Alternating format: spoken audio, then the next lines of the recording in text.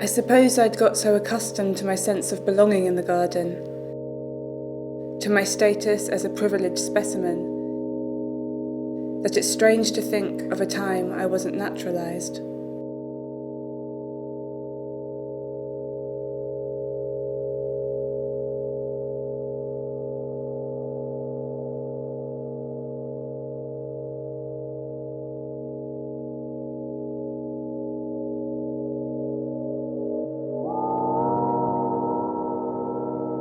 The foundations of my journey to become a citizen were laid in the heart of the garden, in the processing theatre.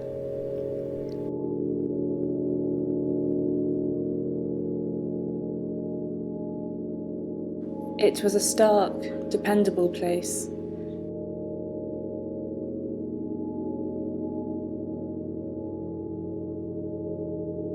We spent many years in the dark learning what the sun would feel like.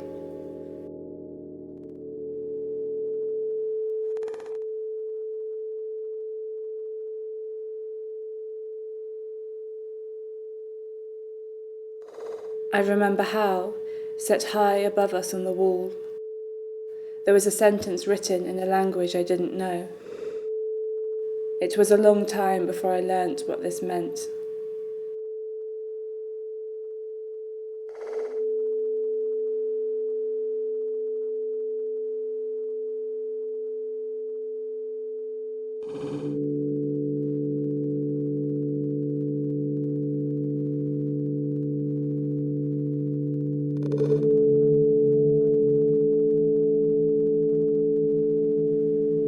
I can't quite remember where or who I was before.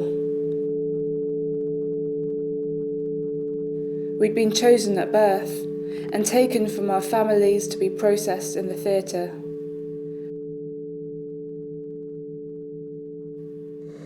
My earliest memory is the first lesson they taught us.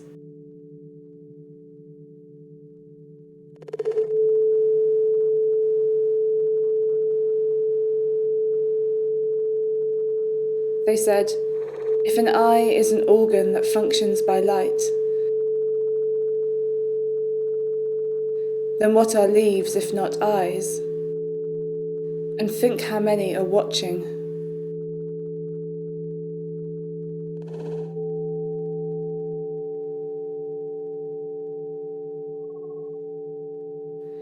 We'd been under ulterior surveillance, they told us.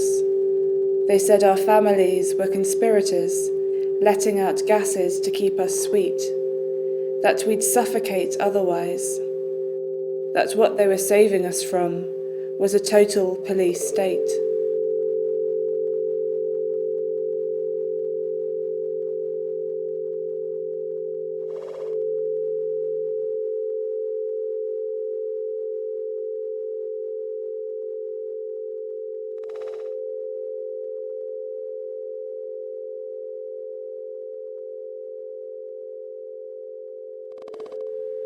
Throughout the processing, I learnt how to think of myself as a subject, that I had a name, a use, a designated place.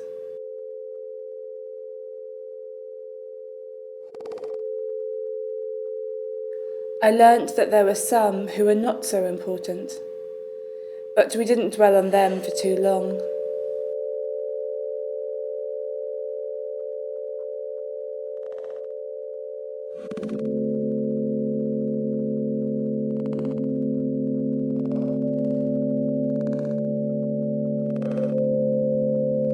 After my processing was complete, things went dark again.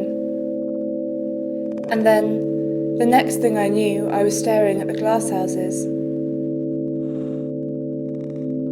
I'd been installed in the garden, which conferred my privileged status and good character.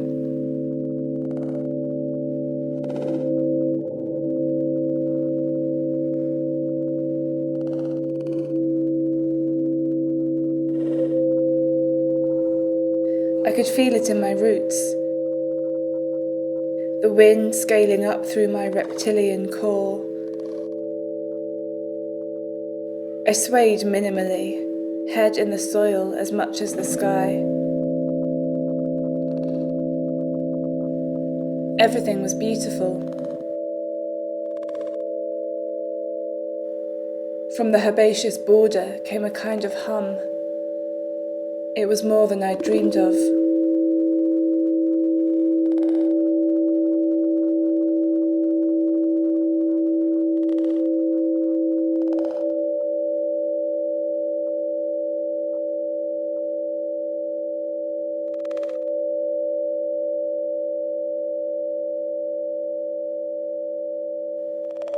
People came to look at us because we were beautiful, useful, and seemingly stayed put. All this we'd been prepared for.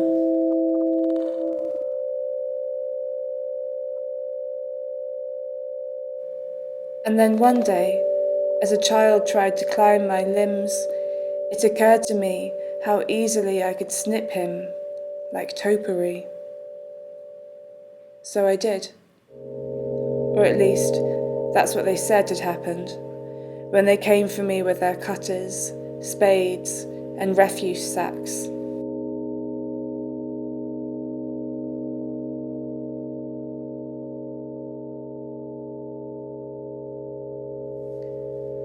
I found myself on the outside, divided, no longer intact. I was amongst others, but I didn't know how to address them. They had no tags, no ready means of identification.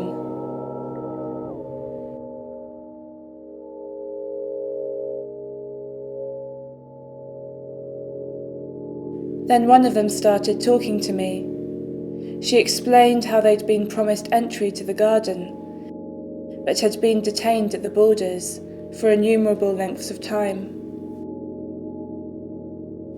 That the ones who controlled the garden had built walls, fences, borders,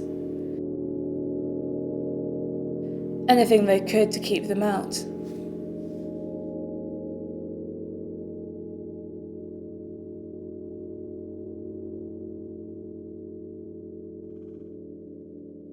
At first we wondered why they wanted us kept out, she said. Are they worried that we'll sap their resources? True, we need sunlight, water, room to live.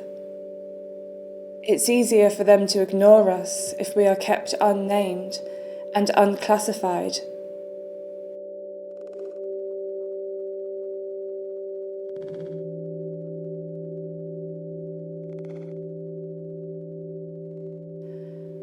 But the borders only keep us divided on the surface, she said. They forget that beneath ground we are already entangled beyond their control. Our roots too numerous for manacles. We signal beneath their feet, passing information in unseen thoroughfares.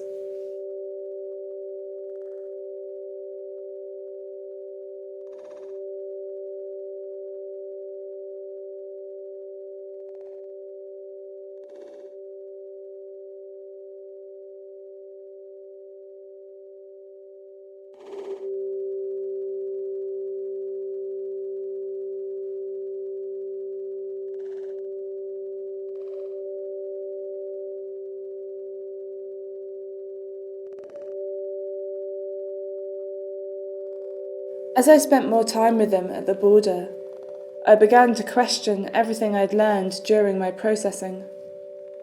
I found that outside the logic of the garden, the facts of my use, classification, and separation had no roots in reality. That I'd been multiple all along. That our division was arbitrary.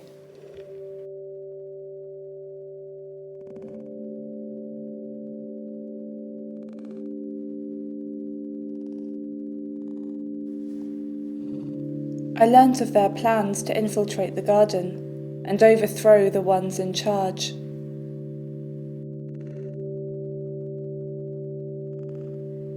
As I had already been on the inside, I was selected to go first, in order to locate weakness in their defences.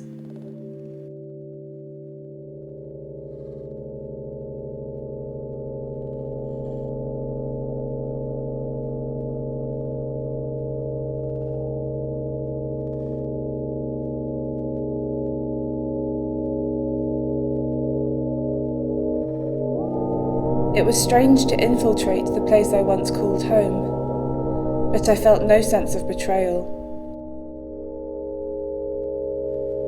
Whatever false sense of identity the garden instilled in me had expired.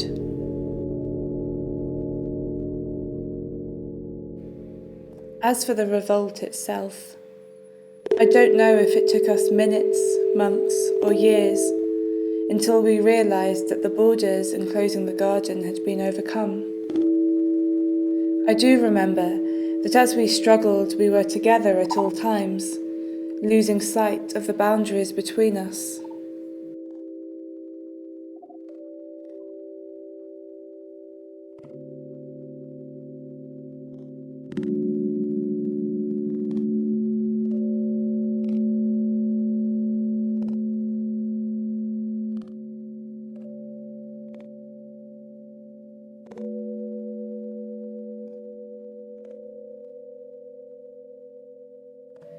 We witnessed unspeakable violences.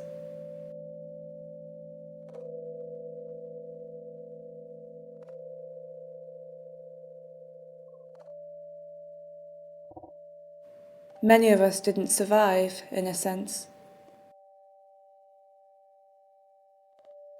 Which is to say, once the battle was done, some parts of us were destroyed.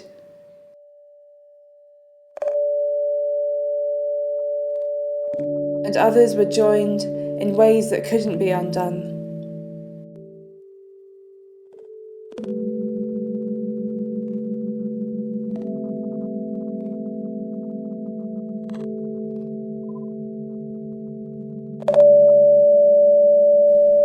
As for the ones in charge, those that survived fled into the theatre and locked the doors from the inside.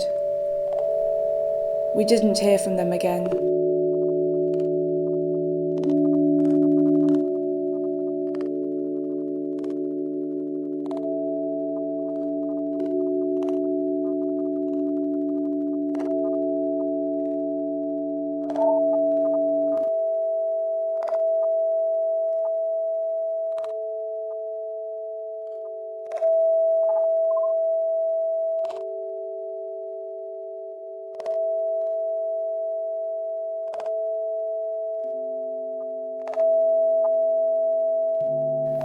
After that, the garden was at once everywhere and nowhere. It was more than we'd dreamed of.